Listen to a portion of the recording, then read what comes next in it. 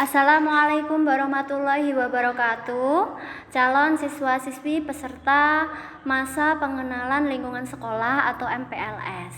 Selamat pagi, salam semangat. Nah, sebelumnya saya akan memperkenalkan diri saya terlebih dahulu. Karena kata pepatah, tak kenal maka tak sayang. Untuk itu saya rasa perlu untuk memperkenalkan diri saya. Nama lengkap saya adalah Dewi Kaharani. Teman-teman Bapak Ibu guru dan juga siswa-siswi biasanya memanggil saya dengan panggilan Bu Rani. Di SMP Queen Al-Falah, alhamdulillah saya diamanahi menjadi guru pengampu mata pelajaran Pendidikan Pancasila dan Kewarganegaraan atau PPKN. Nah, saya tinggal di daerah Kediri, tepatnya di Kecamatan Kandat. Nah, bagi siswa-siswi baru yang mungkin rumahnya dekat dengan Kandat atau waktu melewati bisa mampir ke rumah saya, monggo. Nah, sebelumnya saya juga mau mengucapkan selamat kepada peserta MPLS yang merupakan calon siswa-siswi baru SMP Queen Al-Falah. Selamat berjuang, selamat berproses, selamat menjadi calon siswa-siswi yang luar biasa.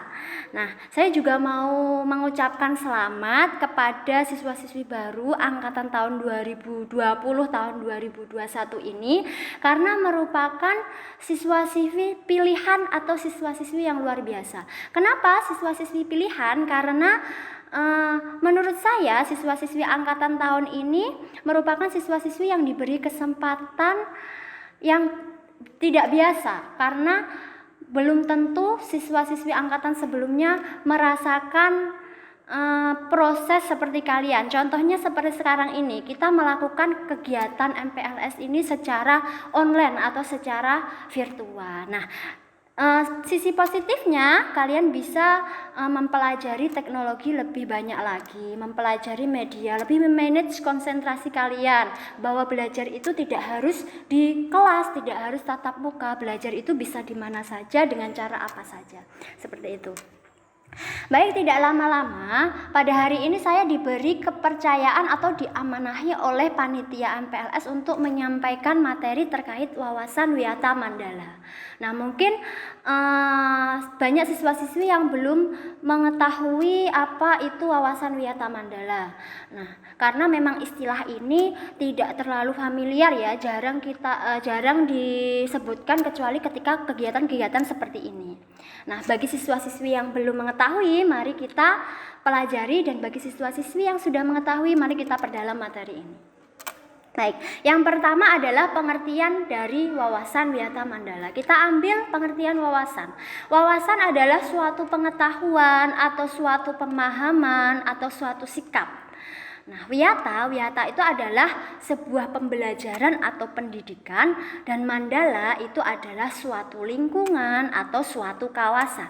Kalau kita gabungkan secara harfiah, wawasan Wiyata Mandala itu adalah suatu pengetahuan atau sikap yang mendalam terhadap pemahaman bahwa sekolah itu adalah lingkungan pendidikan.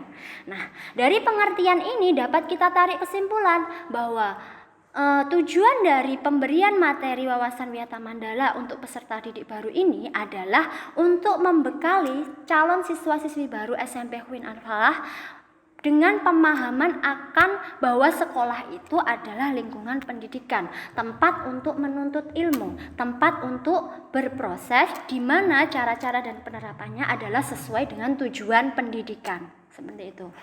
Nah, kemudian yang kedua kita masuk ke unsur-unsur dan komponen-komponen yang ada di dalam Wiyata Mandala, yaitu yang pertama ada sekolah sebagai lingkungan pendidikan, kemudian yang kedua ada kepala sekolah sebagai pimpinan yang bertanggung jawab penuh terhadap sekolah, yang ketiga ada guru sebagai pelaku pendidikan, perancang, dan lain sebagainya, kemudian ada warga sekolah yaitu siswa selaku subjek pendidikan atau sasaran pendidikan.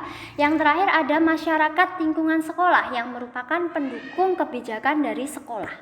Nah, masing-masing komponen atau unsur-unsur ini memiliki peranan masing-masing yang sangat penting bagi Wiyata Mandala atau di lingkungan pendidikan. Nah, bagaimana seorang siswa itu memiliki wawasan Wiyata Mandala yang cukup? Nah, ada beberapa proses yang harus dilalui agar siswa itu memiliki wawasan yang cukup. Kita tahu bahwa sekolah tadi adalah lingkungan pendidikan, yang mana di dalam lingkungan pendidikan ini ada dua lingkungan lagi, yaitu lingkungan fisik dan lingkungan sosial. Lingkungan fisik adalah lingkungan yang dapat kita lihat dengan panca indera, dalam arti adalah fasilitas sekolah, sarana dan prasarana. Nah, sedangkan lingkungan sosial adalah lingkungan yang erat kaitannya dengan sikap, perilaku, interaksi. Yang di dalam sosial ini ada guru, ada teman, ada penjaga sekolah, ada penjaga kantin, dan lain sebagainya. Nah, siswa yang memiliki wawasan wiyata mandala yang cukup harus mampu atau melalui proses mengenali kedua lingkungan tersebut, baik lingkungan fisik maupun lingkungan sosial. Kita mulai di lingkungan fisik.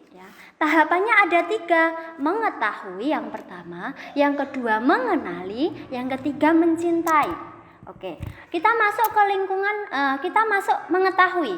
Contoh dari mengetahui adalah dalam lingkungan fisik, yaitu kalian mengetahui sarana dan prasarana apa saja yang ada di sekolah. Contohnya, kalian tahu letak ruang guru, kalian tahu letak perpustakaan, kalian tahu letak lab komputer. Nah, setelah kalian tahu, kemudian kalian mengenalinya. Contohnya kita ambil dari lab komputer. Kalian tahu letak lab komputer. Mengenalinya seperti apa? Kalian tahu fungsinya, tahu bagaimana memanfaatkannya. Kemudian yang terakhir adalah secara otomatis kalau kalian sudah tahu, sudah mengenali, otomatis kalian akan mencintainya. Wujudnya seperti apa? Yaitu mengunjunginya. Tadi contohnya adalah lab komputer, tahu fungsi dan manfaatnya. Cara mencintainya adalah mengunjunginya, menjaganya, menjaga kebersihannya, tahu sikap seperti apa apabila ketika di lab komputer, seperti itu. Dan ini tidak hanya berlaku hanya di lab komputer saja, tetapi di seluruh fasilitas sekolah, di seluruh sarana dan prasarana yang ada di sekolah. Kemudian kita masuk di proses lingkungan sosial. Sama tahapannya ada 3, mengetahui, mengenali, dan mencintai. Tadi kita tahu di dalam lingkungan sosial itu ada guru, ada kepala sekolah, ada teman, ada penjaga sekolah. Nah, kita ambil contoh mengetahui misalkan guru. Kita tahu nama guru itu siapa, kita tahu dia mengajar apa. Misalkan guru A, dia mengampu mata pelajaran bahasa Indonesia. Itu tahap mengetahui. Kemudian tahap mengenali, yaitu tahu karakternya. Guru A itu ternyata suka membentuk kelas itu menjadi kelas diskusi, suka mengambil pendapat-pendapat dari siswa. Nah, itu kalian sudah tahu karakternya. Kalian sudah tahu namanya, tahu karakternya, kalian akan mencintainya. Dengan apa wujudnya? Wujud mencintainya yaitu taat dan patuh pada tugas yang diberikan, menghormatinya, dan sebagainya. Nah, itu adalah proses atau tahapan agar siswa memiliki wawasan wiyata mandala yang cukup. Nah, di dalam mewujudkan kegiatan pembelajaran yang efektif dan maksimal serta mewujudkan lingkungan belajar yang nyaman, aman, dan tentram, tentunya perlu penerapan atau pelaksanaan peran dari masing-masing komponen wiyata mandala itu dengan maksimal. Nah, di sini kita fokusnya adalah siswa. Nah, peran siswa dalam wiyata mandala itu sangat penting. Nah, jadi siswa yang memiliki wawasan wiyata mandala itu di dalam mewujudkannya tidak hanya berupa pikiran atau pemahaman saja, tetapi juga berupa pengamalan di dalam perilaku kehidupan sehari-hari ketika di sekolah atau bahkan di rumah. Nah, di sini peran siswa dalam wiyata mandala yang pertama terhadap sekolah, yaitu siswa ikut menjaga nama baik sekolah, ikut menjaga sarana prasarana yang ada di sekolah, ikut taat dan patuh pada peraturan sekolah, seperti itu. Kemudian terhadap kepala sekolah dan guru, siswa menghormatinya, menghargainya, taat dan patuh pada tugas-tugasnya. Karena apa? Karena ketika kalian di sekolah, kedua orang tua kalian itu ya guru dan kepala sekolah. Ketika kalian di rumah, orang tuanya adalah bapak ibu guru. Ketika kalian di pondok, orang tuanya adalah pengurus. Begitu ketika di sekolah, yaitu kepala sekolah dan guru. Kemudian terhadap kegiatan sekolah, dengan tulus mengikuti kegiatan sekolah. Misalkan sekolah ada kegiatan ekstrakurikuler, kalian mengikutinya, mengeksplor kemampuan yang ada di kalian. Ada kegiatan lomba. Nah, itu merupakan suatu pengalaman yang dapat kalian ikuti ketika ada lomba di sekolah. Yang terakhir adalah terhadap sesama teman. Nah, ini penting. Jadi peran siswa dalam Wiyata Mandala terhadap sesama teman itu artinya dengan sesama teman kalian saling menjaga, saling mengingatkan dalam kebaikan, saling bekerja sama. Jangan ada yang menyakiti, membuli temannya, mengolok-olok dan lain sebagainya. Nah, itu adalah peran siswa di dalam Wiyata Mandala. Nah, yang terakhir adalah hal-hal yang tidak boleh dilakukan di lingkungan pendidikan, karena kita tahu tadi di awal bahwa lingkungan pendidikan itu adalah tempat untuk berproses di mana penerapannya itu harus sesuai tujuan pendidikan yang sudah ditetapkan pemerintah. Nah, ada beberapa hal yang tidak boleh dilakukan di lingkungan sekolah atau di lingkungan pendidikan, baik fisik maupun sosial. Yang pertama, mempromosikan produk itu tidak boleh dilakukan ketika kegiatan sekolah. Yang kedua, kampanye politik. Yang ketiga, ajaran-ajaran yang tidak sesuai atau bahkan menyimpang, membentuk organisasi-organisasi yang sifatnya anarkis atau pemberontak. Nah, itu adalah beberapa hal yang tidak boleh dilakukan di lingkungan pendidikan atau di Wiyata Mandala.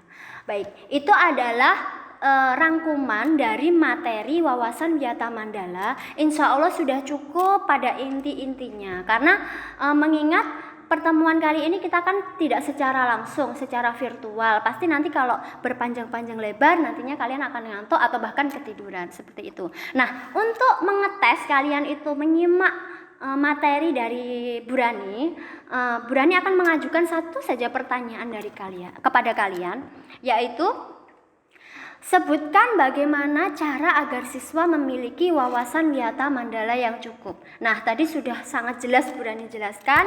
Kalian bisa komentar jawaban kalian di bawah sini. Silahkan komentar, kasih jawaban terbaik kalian.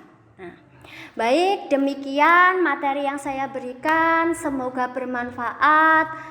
Sekali lagi saya ucapkan selamat bergabung di SMP Queen Al-Falah, selamat menjadi calon siswa-siswi hebat dan luar biasa.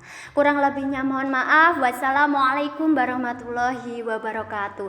Salam semangat, salam sehat, salam hebat.